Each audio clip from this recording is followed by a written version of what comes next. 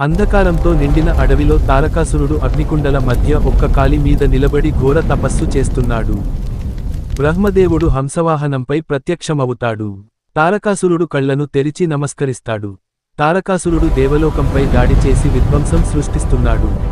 దేవతలందరూ కలిసి వైకుంఠానికి వెళ్లి విష్ణుమూర్తిని ప్రార్థిస్తున్నారు. దేవతలకు పరిష్కారం చెబుతున్నాడు. శివపార్వతుల కుమారుడే తారకాసురుని వధిస్తాడు అని విష్ణుమూర్తి చెప్తాడు. శివపార్వతుల దివ్యకాంతి నుంచి ఉద్భవించిన అపారమైన తేజస్సు అగ్నిజ్వాలల రూపంలో ప్రకాశిస్తోంది. అగ్నిదేవుడు ఆ దివ్యశక్తిని భరించలేక ఆశ్చర్యంతో దానిని చేతుల్లో ధరించి ఆకాశ మార్గంలో ప్రయాణిస్తున్నాడు.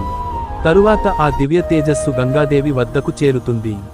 గంగాజలం సవరణ పొదల మధ్య నుంచి వచ్చిన ఆ దివ్య తేజస్సు 6 ముఖలతో ప్రకాశించే శిశువు జన్మిస్తాడు. ప్రతి శిశువు చుట్టూ బంగారు కాంతి వలయం కనిపిస్తోంది. 6 కృత్తికా దేవతలు ప్రేమతో ఆ శిశువులను చేతుల్లోకి తీసుకుంటున్నారు. పార్వతీదేవి ప్రేమతో ఆ 6 శిశువుల దగ్గరకు వచ్చి వారిని ఆలింగనం చేస్తుంది. 6 శిశువులు కలిసిపోతూ 6 ముఖాలు, 12 చేతులు కలిగిన దివ్య బాలుడిగా అవతరిస్తాడు.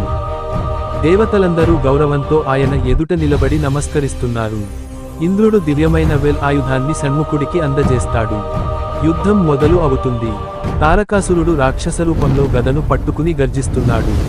షణ్ముఖుడు తన దివ్య నెమలి వాహనంపై వెల్ ఆయుధంతో యుద్ధానికి దిగుతున్నాడు. దేవసేనలు వెనుక నిలబడి యుద్ధాన్ని చూస్తున్నారు. షణ్ముఖుడు వెల్ ఆయుధాన్ని దివ్యకాంతితో విసరగా అది తారకాసురుడిని తాకి మరణిస్తాడు. తారకాసుర సంహారం అనంతరం దేవలోకం మొత్తం దివ్యకాంతితో ప్రకాశిస్తోంది. దేవతలందరూ చేతులు జోడించి షణ్ముఖుడిని స్తుతిస్తున్నారు. శివుడు మరియు పార్వతీదేవి ఆనందంతో తమ కుమారుణ్ణి ఆశీర్వదిస్తారు. గంధర్వులు సంగీతం వాయిస్తూ దేవలోకంలో విజయోత్సవం జరుపుకుంటారు.